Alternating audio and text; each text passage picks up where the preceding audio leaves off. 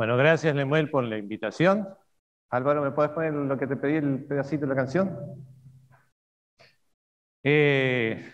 Algunos, pobres los músicos, le tiré una canción, no sé si fue difícil para ustedes, les agradezco tanto a Nicolás como a cada uno de haber puesto esta canción.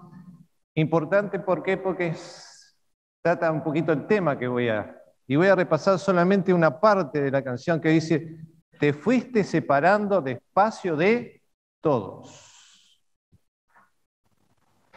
y nadie tu presencia extrañó y te dolió. Y luego de sentirte tan lejos de casa, que decidiste no volver.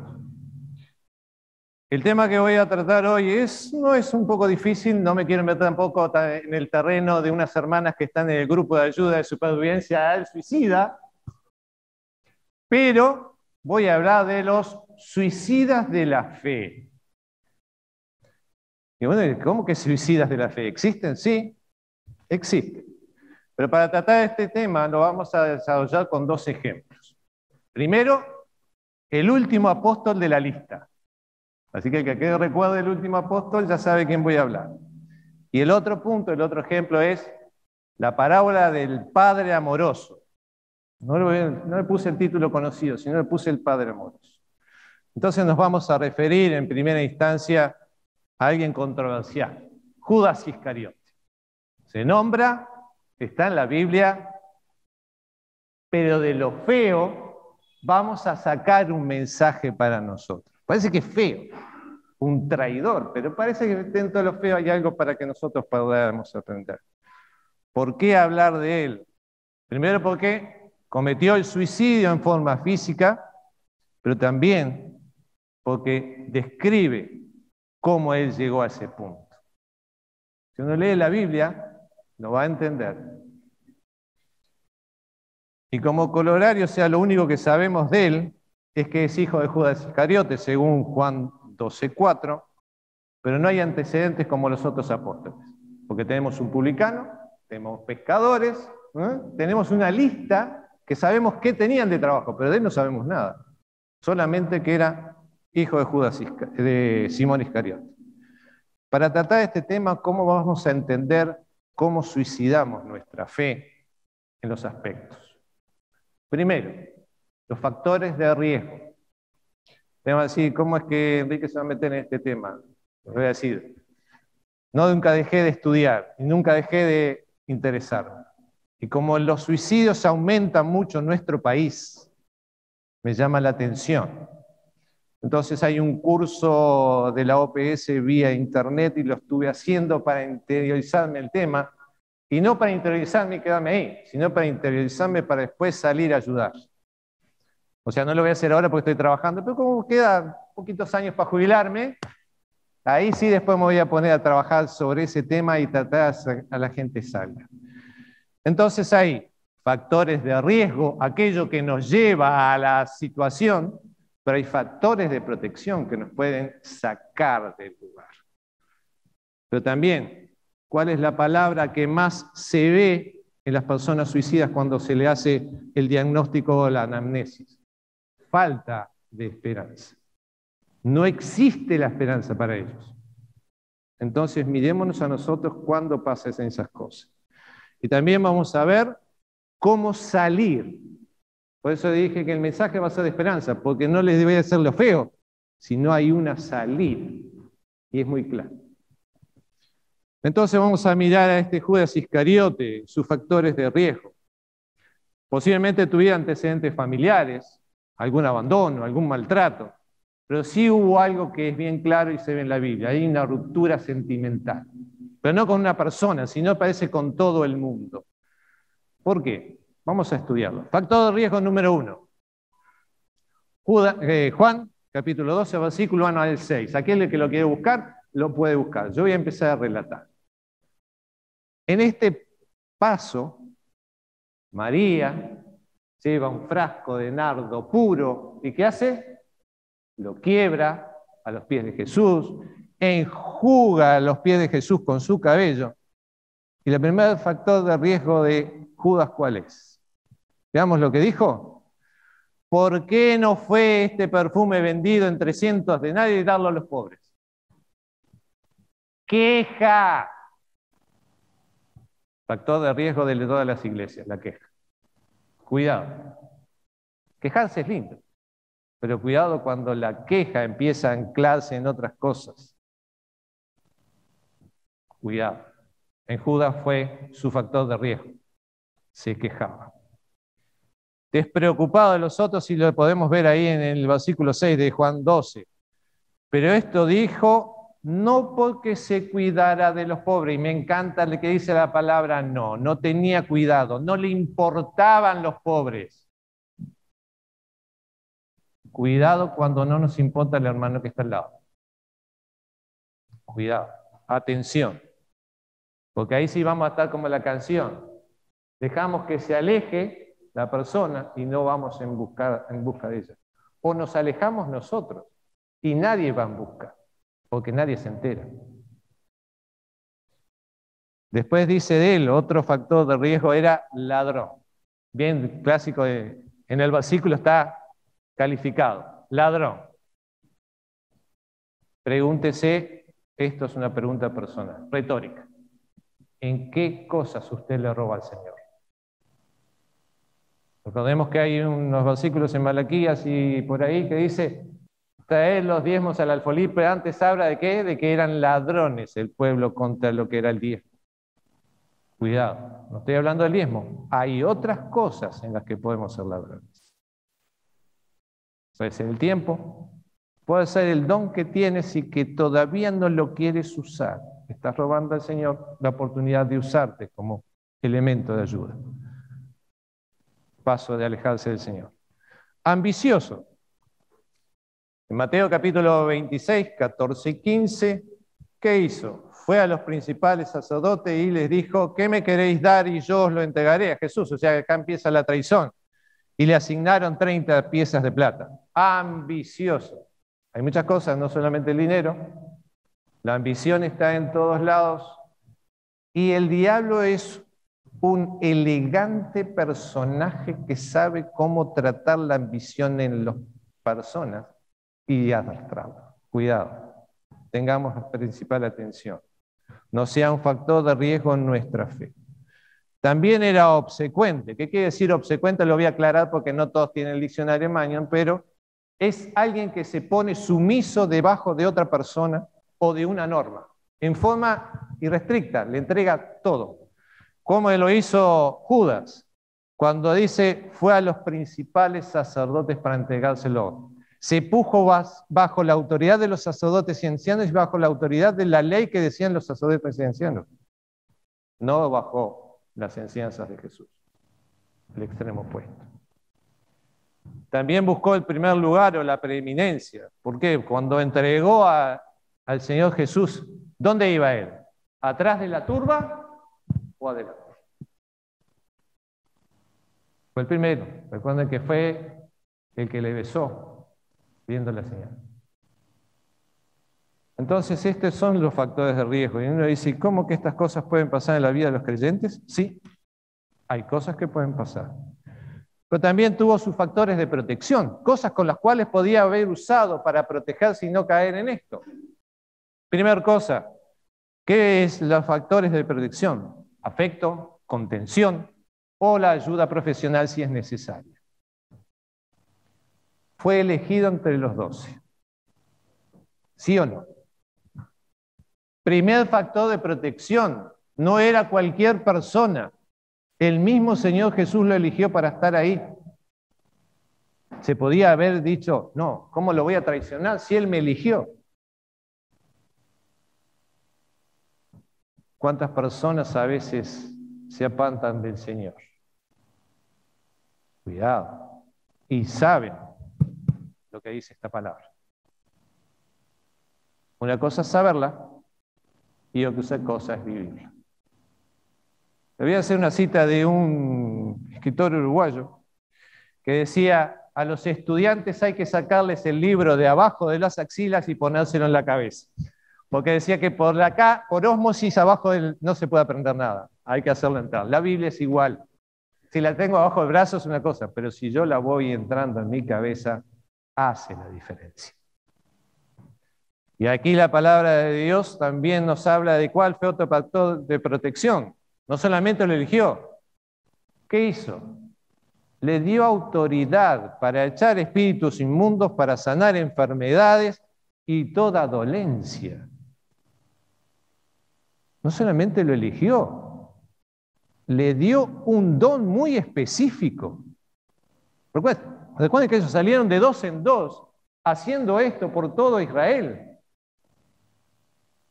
Y aún así, no fue su factor de protección. ¿Dónde está tu don? ¿Lo estás usando? ¿O lo estás ocultando? ¿Lo estás dejando en el placar, en el ropero, en el lugar donde no se ve? El Señor te va a pedir cuenta, como a mí también. Pero no quedó allí, sino que tenía otro ministerio específico. ¿Cuál era el ministerio específico de Judas? Él era el que administraba la bolsa de las ofrendas. Recuerden que era el tesorero. O sea que tenía más elegido, autoridad para sanar dolencias, tesorero del Señor Jesús y los 12 apóstoles.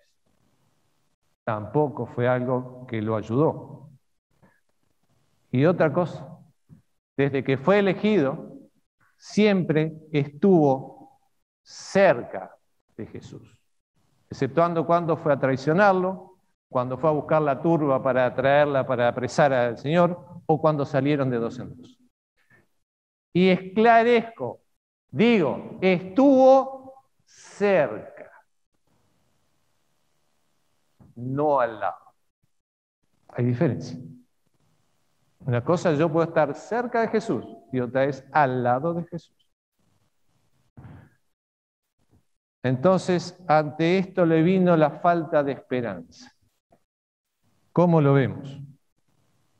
¿Sus sentimientos dónde estaban? Lo único que en sus sentimientos se agitaba es que los otros 11 descubrieran que él estaba traicionando y todavía por dinero. No estaba en sus sentimientos en a ver qué precisan mis hermanos o a ver qué el Señor Jesús me dice. Estaba en otro lado sus sentimientos. La ambición. Su conocimiento no estaba afligido a pesar de que el Señor Jesús sabía su plan. ¿Sí o no? Lo sabía bien. Recuerden que dijo que al que le dé el bocado, ese es el que me va a traicionar, o sea que sabía bien. Y cuando le dio el bocado le dijo, lo que vas a hacer, hazlo pronto. El Señor Jesús sabía. Pero aún así, él ni siquiera se afligió en nada. Tomó el bocado y salió tranquilito, rapidito a hacer lo que tenía que hacer. Ahí su voluntad también la dejó a manos de otros, no a manos del Señor, a manos de los fariseos. Y también su fe. ¿Por qué? Vieron que en la canción dice que la persona se fue porque nadie se acordó de él. Otra de las cosas que pasa en las personas suicidas es que no se comunican. Ellos no se comunican, se alejan porque creen que no hay otra solución. Y en su fe nunca se comunicó con Jesús. ¿Se comunicó con Jesús? No, porque fue tras los fariseos y eso fue lo que pasó. Y su falta de esperanza o desesperanza, ¿dónde la vemos? Quien quiera buscar Mateo capítulo 27, versículos 3 al 5. Aquí vamos a desglosar la falta de esperanza, cómo se fue viendo en su desesperación, porque ahora vino la falta de esperanza más la desesperación. Dice el versículo 3, entonces Judas, el que le había entregado, viendo que era condenado, devolvió arrepentido las 30 piezas de plata a los principales sacerdotes y ancianos, diciendo, yo he entregado sangre inocente. Se arrepiente, reconoce su pecado, pero ¿ante quién lo hizo? Versículo 3, ante los sacerdotes y ancianos. ¿Fue al Señor Jesús? No. Fue a los hombres. Se alejó de Jesús. Cuando los hombres caemos en pecado, nos alejamos de Jesús, y no diga que no, porque eso es real en todas las personas. Pero no quedó allí, sino que, como dice también la Escritura, devolvió las 30 piezas de plata para no cargar con este peso. Muy bien, toda persona cuando es apresada en sus mentiras o apresada en algo, si no, vean ustedes los narcotraficantes o los ladrones, ¿qué es lo primero que hacen? Tiran todo en algún lugar escondido, toda la evidencia para que la evidencia no se vea. Lo mismo hizo Judas. Dejó la evidencia lejos para que no. Pero la desesperanza fue tan grande, la falta de tener una solución humana y no de Dios, que tomó su determinación. Y fue, como dice la Escritura, y lo vamos a leer, mas ellos dijeron: ¿qué nos importa a nosotros, allá tú? Y arrojando las piezas de plata en el templo, salió, fue y se ahorcó. No traje ahora, pero le dije a Lourdes que tenía las ganas de traer un muñequito para que nos representara a nosotros, y una cuerda parecida al lazo de horca, que lo sé hacer porque me enseñaron a hacer muchos nudos. Y la asfixia es la primer muerte de los suicidas, sobre todas, sobre las drogas, sobre el alcohol, sobre lo que sea, es la asfixia. Y el pecado te asfixia, no te deja respirar. No te deja que la palabra de Dios entre, por eso te asfixia. Necesitamos ser intubados para que entre aire. Y el único que lo puede hacer es el Señor. Entonces, como dije, para todo hay una salida. Y aquí viene nuestra esperanza. Entonces vamos a ir a Lucas capítulo 15, del versículo 11 al 32, y ahí nos vamos a detener en donde lo conocemos como la parábola del hijo pródigo. Y yo le puse la parábola del padre amoroso, porque vamos a ver al Padre. Nuestra solución. No dejes que tu fe se suicide por las cosas que el mundo te quiere llevar o arrastrar, sino veamos. Y para mí este es el mejor ejemplo de alguien que cayó y cuando se levantó para ir a su Padre, encontró una cosa que olvidamos que Dios hace con nosotros. Reconciliación. Y vamos a estudiarlo bien. Este hijo, como todos, lo primero que hizo que fue, le dijo al padre que quiero mi parte, dame mi parte y me voy. Exigimos a Dios a veces las bendiciones, pero no las queremos para pasado mañana, las queremos ¿cuándo? Hoy. Difícil. Nosotros en la escuela dominical con Lourdes enseñamos a los niños que Dios tiene 3 respuestas. Sí, no, espera. Esta última es la que más nos cuesta esperar. Así que el hijo de este pródigo, que tanto lo leemos en esos versículos, tiene eso. Exigió y no encontró. ¿Qué hizo? Se alejó. Recuerden que él se fue a otro lado. No se quedó ahí cerca del padre. No muchos días después, juntando todo el hijo menor, se fue lejos a una provincia apartada y allí desperdició sus bienes viviendo perdidamente. Se alejó. Dios quiere otorgarnos y darnos que las metas que nos planteamos sean reales, pero a veces no es en el tiempo nuestro, sino es en su tiempo, y ahí donde nos alejamos. Decimos, yo lo hago más rápido. ¿Vieron cuando decimos a alguien, no, dejalo que yo lo haga más rápido? Creemos que nosotros lo vamos a hacer más rápido que lo que Dios ya lo tiene planteado. No vamos a lograrlo. Pero nos da la esperanza. También dice que malgastó, ¿no? Dice que allí desperdició sus bienes viviendo perdidamente. Sabemos que la palabra perdidamente ahí hay de todo. Diría Sodoma y Gomorra junta, ahí hay de todo. Vivió de esa manera. Y nosotros, en nuestro tiempo, en nuestros dones, en nuestra relación con Dios, ¿qué estoy malgastando? Hoy veo que se lo habla a alguien que malgasta tiempo a veces. Y me doy cuenta. Como dice Pablo de los pecadores, yo soy el primero. Tengo que siempre reconocer, yo soy el primero. El otro segundo, yo el primero. Así que malgastó. Y dice también que después de eso en esa provincia vino hambre. ¿Y qué tuvo que hacer? Cuidar cerdos. Sepan que era lo más denigrante para un hebreo cuidar cerdos. Cuidar ovejas, sí. Cuidar vacas, sí. Cerdos, no. Es denigrante. Cuando uno cae en pecado, va a hacer lo peor en su vida. En cualquier aspecto. Porque se alejó de Dios y no se acercó a Dios. Pero como dije, hay una salida. Vamos al versículo 17.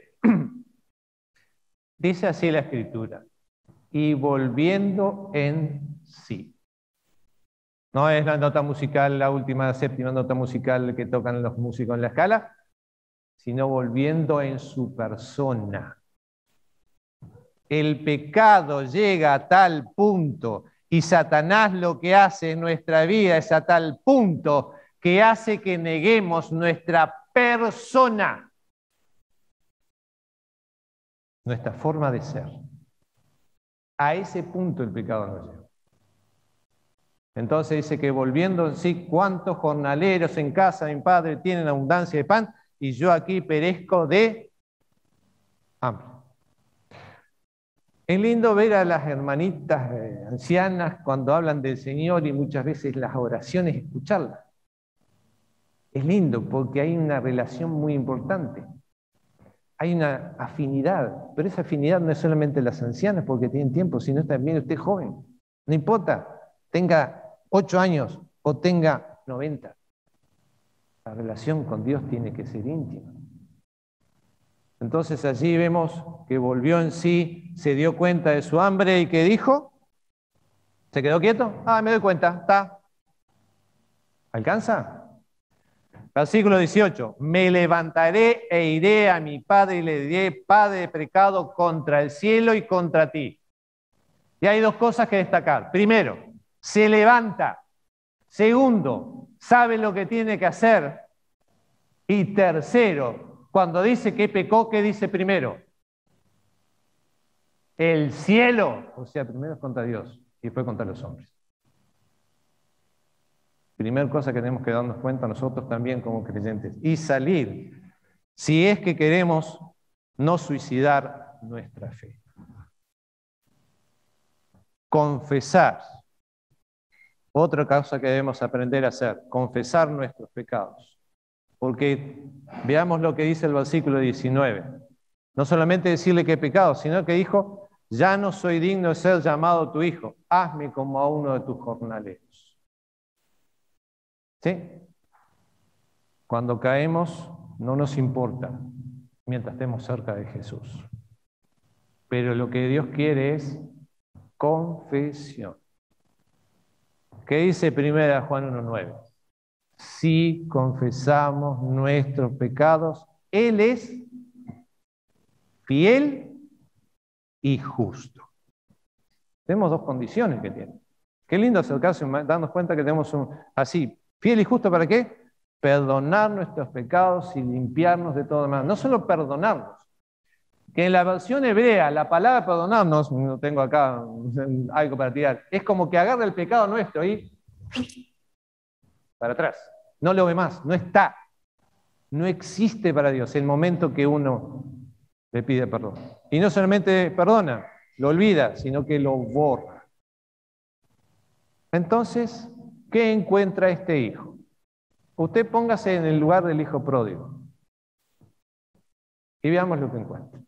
Versículo 20. Y levantándose, vino su padre. O sea que lo primero que hizo se levantó, no se quedó quieto, se levantó y arrancó. Voy a enfrentar la situación, no voy a ser cobarde. Una cosa que me olvidé Cuando describirlo y ahora me vino a la memoria. No soy cobarde, me levanto y voy, enfrento la situación. ¿Y qué pasa? Y cuando estaba lejos, lo vio su padre. Este es el punto donde Dios comienza la reconciliación con nosotros. Nos ve, sabe dónde estamos. Él quiere reconciliación, él no quiere separación, él quiere al lado, no cerquita, al lado, bien pegadito. Pero no solamente el Padre hizo eso, y hace con nosotros. Fue movido a misericordia. La palabra misericordia quiere decir que yo me acuerdo de la miseria de la otra persona y trato de levantarla y traerla a donde estoy yo. Eso es lo que hace Dios con nosotros. Sabe que somos polvo. ¿Y qué hace? Se acuerda de eso y nos trae. No es que nosotros vayamos como el hijo pródigo a buscar su perdón y reconciliación, sino que Él también nos trae. No nos dice, bueno, está bien, te perdono. No, no, nos acerca. Así que este hijo encontró la reconciliación del Padre, la misericordia del Padre, la restauración del Padre. Entonces dice, ¿cómo que lo restauró? Veamos lo que dice la Escritura. Y corrió su padre sobre su cuello y le besó. Completó la reconciliación. El hijo le dije en el 21, y el hijo dijo, Padre, pecado contra el cielo y contra ti, ya no soy digno de ser llamado tu hijo. Y veamos el 22. Pero el padre dijo a sus siervos, sacar el mejor vestido y vestirle. Si uno va un poco a Apocalipsis capítulo 3, dice que estamos como delante de Dios, desnudos. Pero en nuestra alma no hay manera. ¿Qué hace el Padre? Te restauro. Te visto de mi santidad. Quiero que estés conmigo. Si yo suicido mi fe, Dios quiere que esto pase. Pero no solamente le hace eso. Veamos que dice, y poned que un anillo en su mano. Restitución. No solamente se reconcilió, no solamente lo restauró, sino ahora lo restituyó al lugar de hijo. No lo quiere como siervo, sino como hijo. Ese es el lugar que Dios quiere para ti y para mí. No dejes que suicidar tu fe. No dejes que el enemigo la trate de ahogar. Haz un camino como este hijo. Levántate. Reconsidera tu camino. Levántate. Busca esta reconciliación. Busca este perdón que Dios te quiere dar. Y termina la escritura de esto con algo muy interesante. Versículo 23. Traed el becerro gordo y matadlo, comamos y hagamos ¿qué? Fiesta. ¿Qué dice la escritura? Que donde hay fiesta cuando un pecador se arrepiente, en el cielo. Todos. Cuando un pecador se arrepiente, sea cristiano, un creyente, hay regocijo en la iglesia. Aquí en tierra, pero hay regocijo en el cielo. Porque volvió a casa. No se quedó afuera. Nosotros como cristianos nos vamos a encontrar en situaciones similares, pero no de nuestras, sino de otros. ¿Qué debemos hacer para reconciliar, restaurar y restituir a alguien que vemos que se aleja? Como el hijo pródigo, que se va. ¿Qué debo hacer? Hay cosas que no debo hacer y hay cosas que debo hacer. ¿Qué es lo que no debo hacer? Primera cosa, no debo discriminar al pecador. Una cosa que el ser humano hace, que cuando encuentra a alguien que cometió un error, lo primero que hace es, fuera, aléjate, no quiero caer en tu pecado. No, no discrimine. Usted es igual que ese pecador. Usted puede caer. Mi abuelito tenía una frase muy que la uso siempre en casa y se la digo a mis hijas y después van a los nietos. Nunca escupas para arriba porque te cae en el ojo. Y es muy clara. Es clarita. No puedo discriminar porque yo puedo caer en ese lugar. Cuidado. No pase por alto los sufrimientos y sentimientos y conocimientos que esa persona tiene de Jesús. Usted va en auxilio. No pases por alto eso. Esa persona tiene conocimiento. Tú tienes que usar eso para reconciliarlo y restituirlo.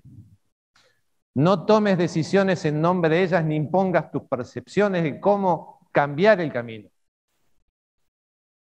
Alcohólicos Anónimos, y creo que Narcóticos Anónimos hace lo mismo. No empuja a la persona a hacer el cambio. Les dice dónde está el cambio y lo acompañan en el cambio. Esa es la tarea del cristiano. Sabemos que está mal, acompáñalo para que salga. No use de lenguaje difícil comprensión a su oyente. No vamos a usar palabras muy elevadas. No, sencillo. Hable como con un niño. Y la quinta cosa que no debo hacer y puse, no sea juez. El juez es uno solo, es Jesús, y Él es justo. No soy juez, Él es juez. ¿Y qué cosas debo hacer? Primero, tratarlo con dignidad y respeto. Usted también ha sido y es un pecador perdonado. Usted también está en ese lugar. Dignidad. Mantenga confidencialidad entre Dios, la persona y usted. Si alguien viene a contarle algo, esto es entre 3 personas. Dios, usted y quien viene. Y usted va a cargar con toda la responsabilidad. Busque ayuda si no puede, pero nunca comente quién es. Ayúdelo como en secreto. ¿Recuerdan que cuando dice la oración Jesús, ¿qué dice? ¿Ora en qué? En secreto, porque tu Padre te ve en secreto y te va a recompensar en público. Muchas veces tenemos que hacer eso para hacer. Garantice la privacidad al escuchar su relato. Siempre privado. No hay más que usted, la persona y Dios. Bríndele todos los fundamentos bíblicos sobre el perdón y si no conoce a Cristo, de la salvación que hay a través de Cristo Jesús. O sea, dele todos los caminos. Asegúrese que entendió el plan de salvación si no es cristiano y si es un cristiano, todo lo que es acerca del perdón que da Dios. Asegúrese. Cuando trabajamos con niños, siempre hacíamos el trabajo. Hacíamos la invitación, había niños que aceptaban a Cristo, los sacábamos del grupo, los llevábamos y uno a uno le repasamos los puntos de salvación a ver si los habían entendido. Pues lo mismo es con una persona que se aleja de Dios o con quien no conoce. Repase para que saber de que la persona entendió bien. Y más en esta época donde la comprensión cada vez es menor. Promueva un cambio de vida dirigido hacia la santidad y especialmente a una relación con Dios. Lo especial, relación con Dios. Y muestren un camino hacia una vida cristocéntrica. Cristo en el centro, no el hombre. Mi frase es, no dejemos que personas o hermanos suiciden su fe. ¿Cuál es? Proclamemos la paz y seguridad que solo está en Jesús y en su perdón. Eso es lo que debemos proclamar. Pero si hay oyentes, o van a haber oyentes, o sea, esto se extiende a otro punto. Si hay personas que aún no conocen a Dios como Salvador personal, recuerde que Dios es amor y así nos dice su palabra. Que más Dios muestra su amor para con nosotros, que siendo aún pecadores, Cristo murió por nosotros. Dios muestra su amor. Si usted me está escuchando, no conoce a Cristo como Salvador personal, hoy se cuenta que el amor de Dios lo está rodeando y le quiere reconciliarlo a usted con Él. Recuerde que es un pecador y sea como el hijo pródigo. Reconozca, he pecado contra el cielo y contra las personas. Pero Cristo, como dice Romanos 5:8, murió por mí, ¿para qué? Para perdonar mi pecado y limpiarme. Y haga como el hijo pródigo. Arrepiéntase, reconozca, vuelva en sí, sabe que está separado de Dios, pero que necesita su amor para no sentirse suicida, si una persona que sale. Y como dice la Escritura en Juan 1:12, mas a todos los que le recibieron, a los que creen en su nombre, les dio potestad de ser hechos hijos de Dios. Esa es la razón por la cual predicamos el Evangelio. Queremos que aquellos que no conocen a Cristo sean hijos de Dios como nosotros. Y como dije, no dejemos que las personas se suiciden en su fe. No dejemos que los hermanos se suiciden en su fe.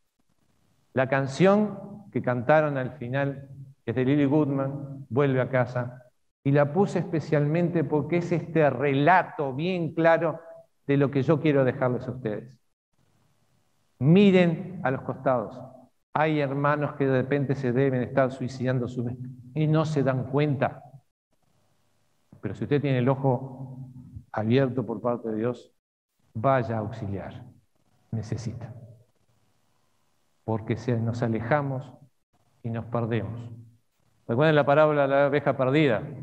Se separó y terminó dañada. El pastor la fue a buscar. Ella no volvió. Jesús las quiere.